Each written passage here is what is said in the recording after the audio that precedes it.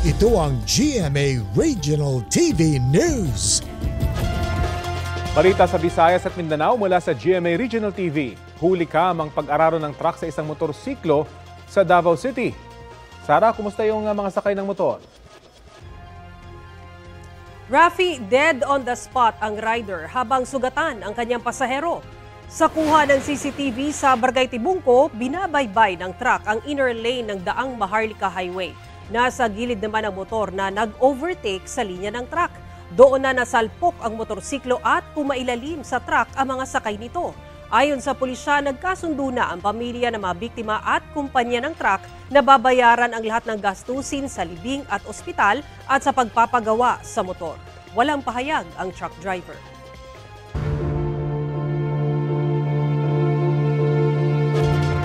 Nagpaliwanag na raw ang kontratistang si Sara Diskaya kung bakit siya nag-finger heart nang pumunta sa Department of Justice nitong Sabado. So did she apologize?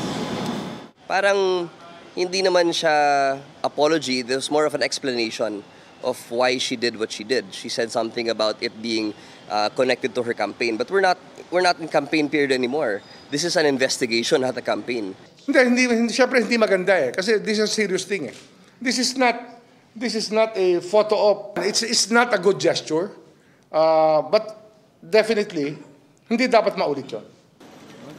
Kahapon, bumalik ang mag-asawang Diskaya sa DOJ para sa case build-up kaugnay sa questionableng flood control projects. Ayon sa kagawaran, nagpasa ulit ng mga dokumento ang mga Diskaya para naman ipaliwanag ang lawak ng kanilang mga proyekto, paano nakuha ang mga kontrata at magawa ang mga iyan sa buong bansa. Iimbitahan din daw ng DOJ ang mga dati at kasalukuyang mambabatas na idinawit ng mga Diskaya na nakakuha umano ng mga kickback sa flood control projects. Karamihan sa mga idinawit ay itinanggi na ang mga alegasyon ng mga Diskaya.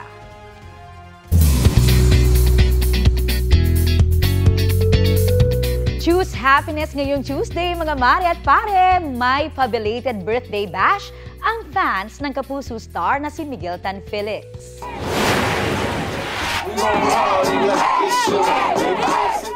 Back from his solo vacation sa South America, heartwarming celebration agad ang sumalubong kay Miguel para sa kanyang 27th birthday. Full-on party ang hatid ng fans mula sa birthday treats hanggang sa parlor games last Sunday.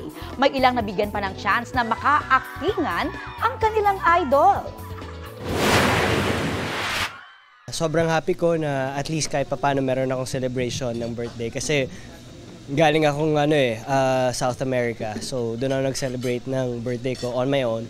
Pero ngayon at least meron akong celebration kasama yung family ko.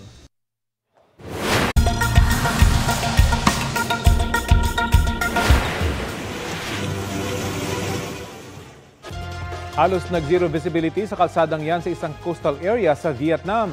Kasagsagan niya ng landfall ng Typhoon Gualoy o Bagyong Opong na naminsala rin sa Pilipinas. Hindi bababa sa 13 ang naitalang namatay roon.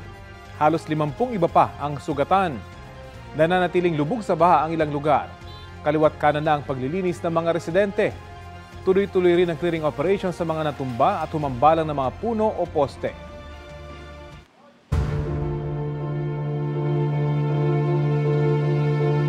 Sa unang pagkakataon, may contractor na ipinatawag at nagpunta sa Independent Commission for Infrastructure.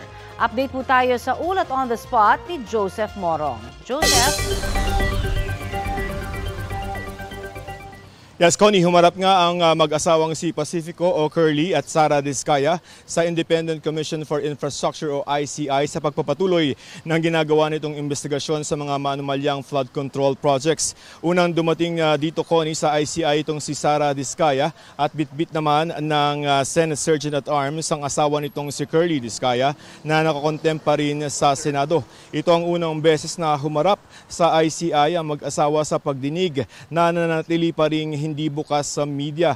Tikom ang bibig ng mag-asawa sa mga tanong ng media, pero ayon sa abogado nila na si Attorney Cornelio Samaniego III ay humihingi ng mga dokumento ang ICI. Kahapon, Connie, halos buong hapon sa hearing ang umano'y mga kasabwat na mga diskaya na sina dating DPWH engineers Bryce Hernandez at JP Mendoza. Ayon kay ICI Executive Director Attorney Brian Hosaka ay gusto lamang makatiyak ng komisyon na na-review at na-cross-check nila ang mga testimonya ng dalawa. Babalik pa raw sina Hernandez pero hindi pa sinasabi ng ICI ang schedule ng dalawa. Samantala ay pumirma ng kasunduan na makipagtulungan ng ICI sa Anti-Money Laundering Council o AMLC. Ang AMLC ay nakakamonitor ng mga assets sa bangko at naglalabas ng freeze order at humihingi ng freeze order sa Court of Appeals. Ayon kay ICI Chairman Justice Andres Reyes Jr., ang kooperasyon ng dalawang ahensya ng gobyerno ay para labanan ang korupsyon. Narito ang magkasunod na pahayag ni Justice Reyes at ni Attorney Hosaka.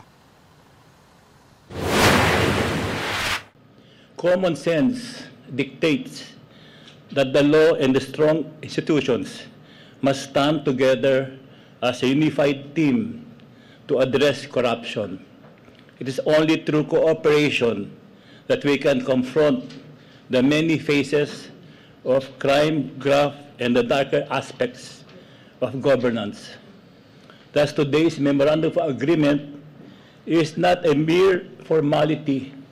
It is a firm dedication of our shared resolve to root out corruption and defend the trust of the Filipino people.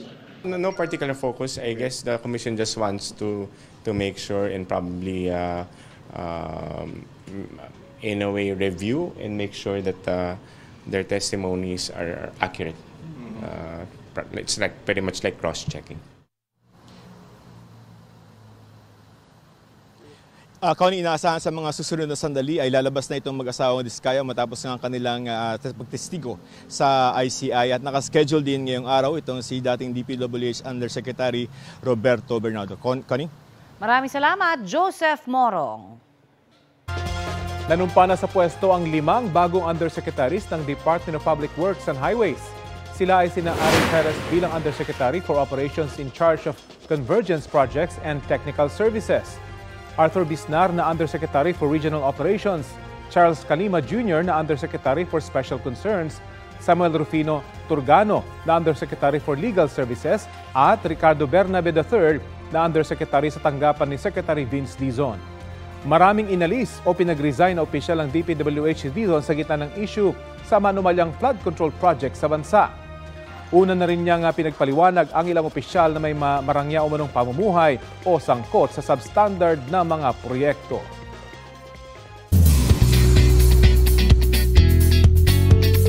Spotted ng netizens ang sweet moment ni Rita Daniela at basketball player na si Maclod Guadagna sa pagdiriwang ng birthday ng Sparkle Star. Ang tanong ng netizens, in her dating era na nga ba si Rita? Sa real post kasi ni Rita ng kanyang 30th birthday celebration sa Instagram, tila may sweet moment and holding hands ang dalawa sa dulo ng video.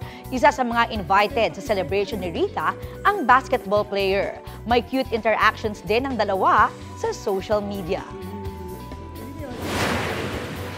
After ng kanyang birthday, nagwagi rin si Rita bilang Best Actress sa Sinag Maynila 2025 Independent Film Festival.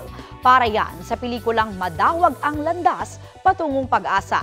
Gumanap si Rita bilang isang guro sa malayong paaralan na nakaranas ng karahasan at health crisis. Very thankful naman si Rita sa pagkilalang natanggap niya. Congratulations, Rita!